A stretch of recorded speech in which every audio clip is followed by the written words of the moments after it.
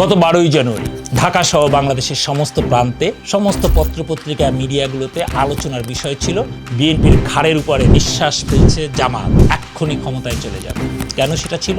কারণ একটি জনমত জরিপ বাংলাদেশের চোখের সামনে চলে আসছে। সেই জরিপে দেখা গেল বিএনপি এখানে পাচ্ছে 34.7% আর জামাত পাচ্ছে 33.6%, মানে 1%-এর একটু বেশি এগিয়ে আছে। খুবই ভয়ঙ্কর ব্যাপার, তাই না? এইরকমের একটা জরিপ চলে আসছে ইলেকশনের কিছুদিন আগে, 1 মাস আগে মারাত্মক রকমের হই হুল্লোড় পড়ে গেল। আরে বাপরে বাপ, জামাতের মানুষজন তো খুব উৎফুল্ল হয়ে গেল, তাই না? প্রত্যেকেই কম বেশি উৎফুল্ল হলো এবং যারা জাতীয়তাবাদী শক্তি তারা একটু দমে গেল। আসলে কি হচ্ছে এরকম কিছু, ঠিক কিনা?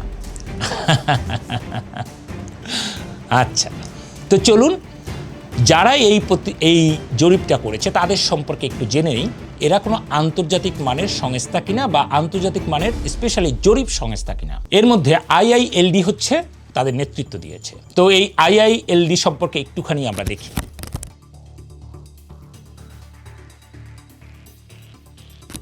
হ্যাঁ, এটা একটা আন্তর্জাতিক মানের সংস্থা যেটা কূটনৈতিক তারপরে বিভিন্ন রিসার্চ রিলেটেড কাজগুলো করে। তবে জরিপও তারা মাঝে মাঝে করে, বাট এটা যে আন্তর্জাতিক মানের সেই রকমের না, তাই না? আমাদের গুগল বলছে এটা।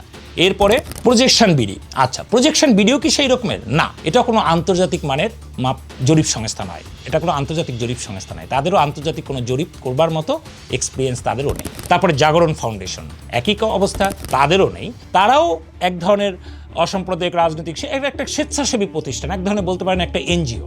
ওকে, তো সবাই মিলে করতেই পারে, সেটা কোনো ব্যাপার না। আরেকটা যেটা ছিল সেটা ছিল ন্যারেটিভ। তো ন্যারেটিভকে গুগল করে আমরা দেখি, তার সম্পর্কে তেমন কোনো তথ্যই খুঁজে পাওয়া যায় না, তাই না? গুগলে নর্মালি যে জরিপ সংস্থা কিনা, না। তার মানে এরা কেউ আন্তর্জাতিক মাপের যেটা বলা হয় আন্তর্জাতিক জরিপ সংস্থা কিনা, এরা কেউ আন্তর্জাতিক জরিপ সংস্থা না, তাই না? সেখানে আইআইএলডি কিঞ্চিত ইন্টারন্যাশনাল এক্সপিরিয়েন্স আছে, ইন্টারন্যাশনালি তারা মোটামুটি পরিচিত, বাকি কেউ ইন্টারন্যাশনালি পরিচিত না, সবই আমাদের লোকাল কিছু এনজিও। ওকে, আমরা ধরে নিলাম লোকাল এনজিও এবং তাদের এক্সপিরিয়েন্স, এগুলো নিয়ে আমাদের প্রশ্ন করা যেতেই পারে, কিন্তু আমরা এখানে প্রশ্ন করলাম না, আমরা এখানে রেখে দিলাম। তাহলে আজকে আমরা আপনাদেরকে এমন একটি নাম বা এমন একটি সংস্থার কথা বলছি, আমরা সেই সংস্থার জায়গাটাতে একটু ঘুরে আসি। সংস্থাটা হচ্ছে পলিমার্কেট। চলুন আমরা দেখি পলিমার্কেট কি। পলিমার্কেট কিন্তু কোনো রকমের কোনো জরিপ সংস্থা না, তাই না? জরিপ সংস্থা না বা ওপিনিয়ন দেওয়ার না, ফোন কলে সে জরিপ নেয় না, সে হচ্ছে একটা প্রেডিকশন করে, মানে অনুমান করে দেয়। এখন এই অনুমান কেন, আপনার অনুমানের কথাটাকে আমি কেন নিয়ে আসছি? অনুমান এই কারণেই হচ্ছে যে এই অনুমানটা করে মানুষ এমনি এমনি না, সে পয়সা দিয়ে ঝুঁকিতে সে অনুমান করে। তো একটা মানুষ যখন পয়সা এক্সপেন্ড করে তখন সে সমস্ত কিছু খোঁজ খবর নিয়ে তারপরে সে টাকা ইনভেস্ট করে, রাইট? তো পলিমার্কেট হচ্ছে এক ধরনের যেখানে আপনি পয়সা দিয়ে আপনি অনুমান করবেন এবং আপনি উইন করবেন, ঠিক কিনা? এবং এইটা হচ্ছে কি রকমের, এটা নর্মাল পুলের মতো না কিন্তু, বা ন্যারেটিভও তারা তৈরি করে না। ন্যারেটিভ যেগুলো আমরা ন্যারেটিভ তৈরি করি সেরকমের না। তারা কি রকমের? তারা কোনো ফেক তথ্য দেয় না, কোনো জাল তথ্য তাদের মধ্যে থাকে না, কোনো স্পেসিফিক দলের প্রতি তাদের কোনো আনুগত্য থাকে না, তারা র্যান্ডম কোনো কথা বলে না, তাই না? এবং তারা কোনো ওভার কনফিডেন্স হয় না। কারণ কি, এগুলোর সাথে প্রত্যেকটা যে ইনভেস্ট করবে তার পয়সা ব্যাপার থাকে, ঠিক কিনা? তাহলে এখন দেখেন, আমি আপনাকে এই পলি মার্কেটে কেন আমাদের বাংলাদেশে নিয়ে আসছি, তাই না? কেন প্রয়োজন? এর আগে আমাদের প্রয়োজন হচ্ছে আমরা দেখি এই পলি মার্কেট সম্পর্কে বিশ্ব মিডিয়া কি বলে। চলুন আমরা এরকমের কিছু বিশ্ব মিডিয়ার পেপার কাটিং কিংবা কিছু লেখা দেখি।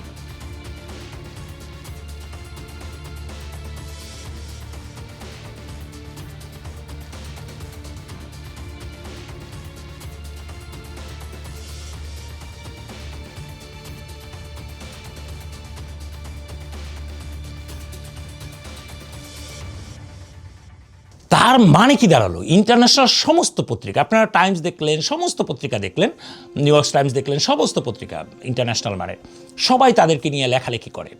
কেন লেখালেখি করে? মিডিয়া যে ন্যারেটিভ তৈরি করে তার আগেই সে সিগন্যাল দেয়, সে প্রেডিকশন করে। ধরেন আপনি এই যে জরিপটা গেল, এই জরিপের আগেই সে কিন্তু সিগন্যাল দেয়, তুমি এই জরিপ করার আগে এটাকে নিও, এটাকে মাথায় নিও। কারণ সে তখন সরাসরি সেই তথ্যগুলো, সেই মানুষগুলো এই যে দামের ভেরি করে তথ্যগুলো সেই মানুষ নিয়ে নেয়। তো এটা একটা। আর ট্র্যাডিশনাল যে জরিপ থাকে সেই জরিপেরও সম্ভাব্যতা ট্র্যাডিশনাল জরিপের চেয়ে অনেক বেশি স্ট্রং থাকে। কারণ কি জানেন? বিশেষজ্ঞরা এই জন্য এটাকে বলেছে ছড়ায় ছিটায় থাকা যে তথ্য, সেই তথ্যকে দক্ষভাবে এক করে হচ্ছে পলিমার্কেট। বোঝা গেল? গবেষকরা এই জন্যই বলছেন wisdom of the informative crowd. এখন আসুন, এতগুলো গল্প করলাম, এখন এই যে প্রেডিকশনগুলো করে, এই প্রেডিকশন সম্পর্কে আমাদের মানে এর গ্রহণযোগ্যতা কীরকমের বা এর সাফল্য কীরকমের? এর সাফল্য তো এরা বিভিন্ন সেক্টর নিয়ে কাজ করে, অর্থ নিয়ে কাজ করে, খেলা নিয়ে কাজ করে, গান নিয়ে কাজ করে, রাজনীতি নিয়ে করে, সব অনেকগুলো বিষয় নিয়ে তারা কাজ করে। আমরা যেহেতু রাজনীতি, যেহেতু জরিপ, আমরা যেহেতু বাংলাদেশের নির্বাচন নিয়ে কাজ করছি, কথা বলছি, তো রাজনীতির বিষয়ে এদের সাফল্যের হার 90 থেকে 94 ভাগ। চলুন এই রকমের কিছু আমরা দেখি যে ওদের সাফল্যের হার, ওদের যে প্রেডিকশন করেছে সেটা সত্য হয়েছে কিভাবে, কতগুলো কীরকমের আশেপাশে কাছাকাছি সময়ে যে নির্বাচনগুলো হলো সেরকম আমরা দেখি।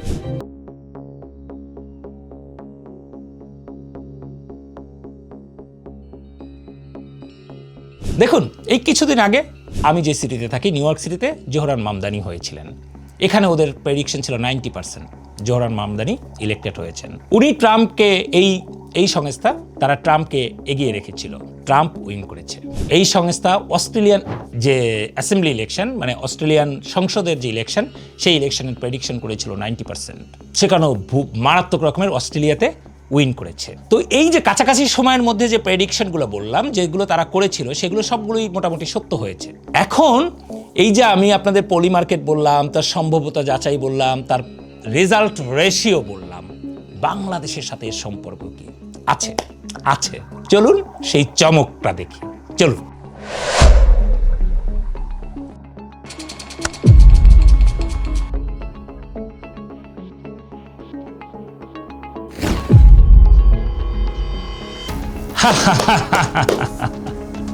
কি দেখলেন? পলিমার্কেট বাংলাদেশ জাতীয়তাবাদী দলকে 92% উইন করবে বলে প্রেডিকশন করেছে। মানে 92% তারা অনুমান করেছে বাংলাদেশের জাতীয়তাবাদী দল ক্ষমতায় যাচ্ছে। আর যাদেরকে আপনারা ক্ষমতার কাছাকাছি নিয়েছেন তাদের পার্সেন্টেজ হচ্ছে 7, আর এনসিপি মাত্র 1%। পলিমার্কেট সম্পর্কে আপনাদেরকে সবাইকে একটু পড়াশোনা করতে বলব। তাদের যে প্রেডিকশন সেই সম্পর্কে আমি আমার মতো করে বললাম, কিন্তু আপনারা নিজেরাও করে দেখতে পারেন। পলিমার্কেট যেখানে 92% উইন করবে বলে প্রেডিকশন করেছে, তার মানে আমরা ধরেই নিতে পারি পরবর্তী সরকারে যাচ্ছে বাংলাদেশ জাতীয়তাবাদী দল। কারণ পলিমার্কেটের প্রেডিকশন 85%-এর উপরে যখন পজিটিভ প্রেডিকশন হয়, স্পেশালি রাজনীতিতে 80%ই অনেক সময় ধরা হয়, কিন্তু 85%-এর উপরে গেলে সেটা 100% হয়ে যায়। এটাই মোটামুটি ওয়ার্ল্ডের সমস্ত জায়গায় স্বীকৃত। কারণ এদের প্রত্যেকটা প্রেডিকশন থাকে হচ্ছে রাজনৈতিকভাবে যে প্রেডিকশন থাকে, সেগুলো থাকে কোন কোন দলের কি কি নীতি তার আদর্শ গ্রহণ করেছে, যেগুলো ভোটারদেরকে প্রলুব্ধ করবে ভোট দিতে, বাস্তবতার প্রেক্ষাপট, বর্তমান প্রেক্ষাপট, অতীত অভিজ্ঞতা, সমস্ত কিছু তারা মাথায় নিয়ে তারপরে এই মানুষগুলো এখানে টাকা ইনভেস্ট করে। বুঝতে পারেন, এখানে টাকা ইনভেস্ট করে, যে কারণে পলিমার্কেটের প্রেডিকশনকে যে কোনো রাজনৈতিক দল বা বিশেষ করে নির্বাচনমুখী যে রাজনৈতিক দল, তারা মারাত্মক রকমের আমলে নেয়। এমনকি জরিপ সংস্থাগুলো তারা যে জরিপ করে সেখানেও তারা আমলে নেয়। বাংলাদেশ হয়তো এখনো অতটা জায়গায় যায়নি, যে কারণে বাংলাদেশের জরিপ সংস্থাগুলো এই রিপোর্টগুলো তারা যখন রিপোর্টটা তৈরি করে তখন সেই বিষয়টাই আমলে নেয়নি। তারা যদি আমলে নিত তাহলে তারা এই রকমের কাছাকাছি আর জায়গায় আসতে পারত না। আপনাদেরকে যে সারপ্রাইজের কথা বলছিলাম, এই সেই সারপ্রাইজ। আপনারা নিশ্চিন্ত থাকতে পারেন, পলিমার্কেটের রিপোর্টের উপরেও, পলিমার্কেটের প্রেডিকশনের উপরেও আপনারা বিশ্বাস করতে পারেন। আর এই পুরো কার্যক্রমে আমার যে রিসার্চ করা, আমার এই ব্যাপারে আপনারা খুশি হবেন। বাংলাদেশ জাতীয়তাবাদী দলের জেনজির একটি ছেলে, মাত্র 20 বছর বয়স তার, সে লন্ডনের একটি বিশ্ববিদ্যালয়ে পড়ে, ওর নাম সৌরভ। ও আমাকে এই পুরো কাজে সহযোগিতা করেছে। ধন্যবাদ সৌরভ তোমাকে।